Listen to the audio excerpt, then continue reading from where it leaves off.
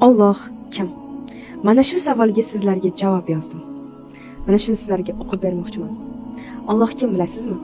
Siz kechalari yostig'i quchoqlab, ovozingizni chiqarmasdan yig'laganingizda, hech kim meni tushunmayapti deganingizda, aynan o'sha paytda siz eshitib turgan zot Alloh edi. Siz odamlarga mehr berdingiz, mehr kutdingiz, lekin sindingiz, aldandingiz, xiyonatga uchradingiz, balki bundan og'ir sinovlardir. Va oxirida men hech kimga kerak emasman dedingiz. Lekin siz bir narsani unutdingiz. Bilasizmi nimani? Seni yaratgan zot bor.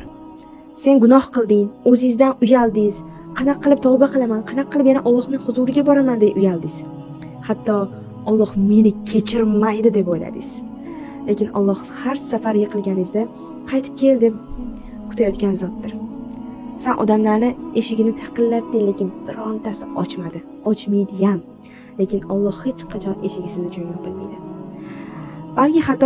Balki hatto yashaging kelmayotgandir, lekin eshit. Sen hali tugamading. Chunki Alloh hali sendan umidini uzmagan. Chunki sen yana bu tong uyg'onib olsan, yana ertaga ham balki uyg'onarsan. Bir marta, faqat bir marta chin dildan ayt: "Ey Alloh, menga yordam ber, menga o'zing yordam ber Allohim" degan va ana shunda ko'rasan, insonlardan emas. Sen o'ylaganingdan ham Alloh senga qiroligini ko'rasan. Chunki menda shunaqa bo'lgan, qattiq yig'laganman. O'sha paytda Alloh menga yordam bergan. Albatta shuni qilib ko'ring, azizlar.